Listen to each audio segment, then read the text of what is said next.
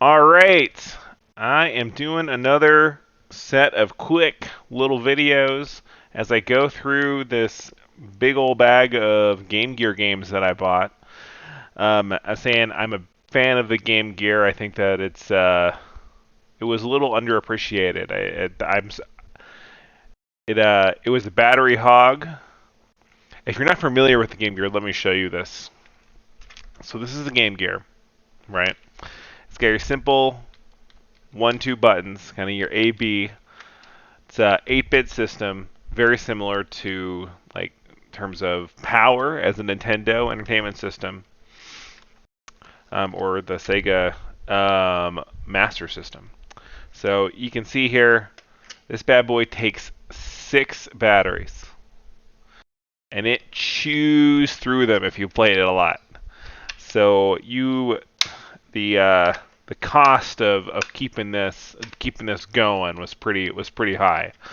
Um, So what I'm going to look at now, as you can see here, is Columns, specifically the version of Columns that was released for the Game Gear in 1991.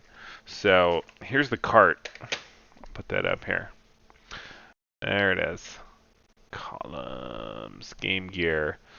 I like the way that these carts, I always like the feel of them.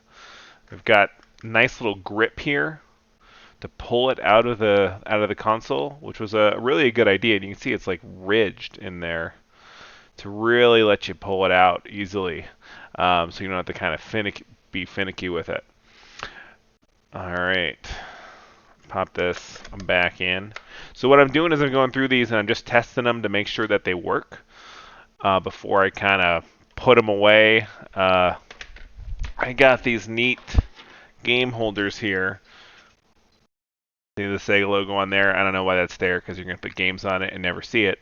But these are just 3D printed little game holders that the game sits in. So you see, I got this one here that I'm filling up, and then it will go on a shelf with my Game Boy games and other carts. But before that happens, I need to make sure that it works. All right, here it goes. Moment of truth. Oh, looking good. Bam! You hear that? Hear that good sound in there? All right. It looks good. All right. Then to make this a little bit better stream, because you can't see that for shit, um, I got it up here on the computer, and I'm just going to play a little bit of these games as I go through them, just for a couple minutes. I don't think anyone really needs a deep dive into Columns. I mean, it's pretty clear what it is. Um, so here we go. I'm going to turn the sound back on there. Let me make sure the levels on that are good. Alright. I hope that sound is okay. It looks like that's probably alright. Alright. Let's get into this. Alright. We're not doing verses. I don't know if you would have connected the two Game Gears. I never did that. I don't even know how that would work. There's no data port, I don't think. Hold on, I'm gonna look. This is actually interesting to me because I just kind of occurred to me. There is, isn't there? That's what that is right there. There's an extension port on top that maybe you would have used. Gosh, how often did that happen? You have at least 2 people with Game Gears together playing games. I had my Game Gear and I loved it, but I don't think I ever was playing Game Gear adjacent to anybody else who was. All right. All right, let's do this. All right, let's play the original. Let's do just normal difficulty. So, see, you just kind of flipping around. It's just a puzzle game, like so many other puzzle games. It's a color matching game, just like a billion other games. I don't know, nothing's coming to my head right now, but even if you haven't played Columns, you've played this game before, or you just matching the colors up. It's not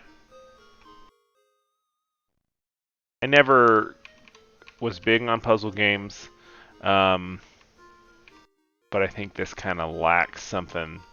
Something about the shapes of Tetris really makes that work a little bit better than just matching colors out. There's something kind of dull about that, I think. Um, but Columns was Tetris for Sega. I mean, this was their Tetris equivalent, right? And this is Puyo Puyo. That's what I'm thinking of.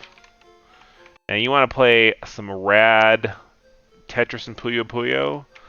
Go play Tetris versus Puyo Puyo. That combo, I imported that.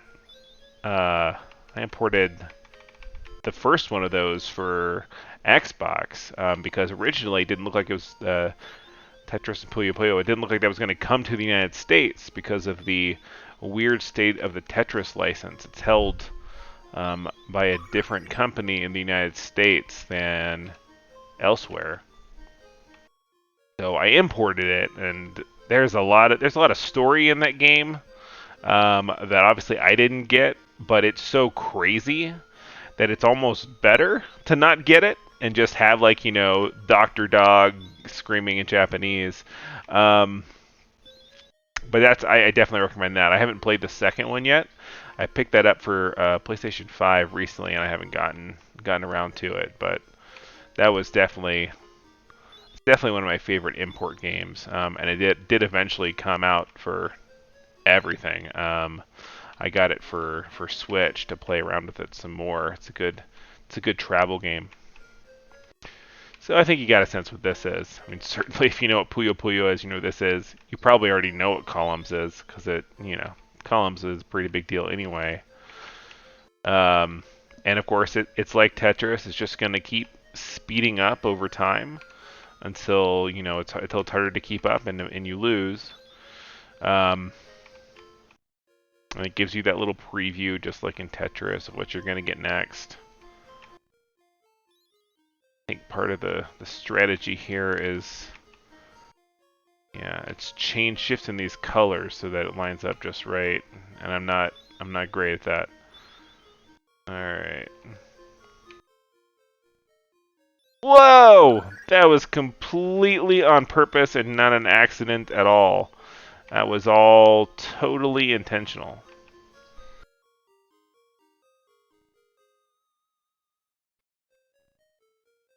All right. I think I'll wrap there. This is Columns for Game Gear.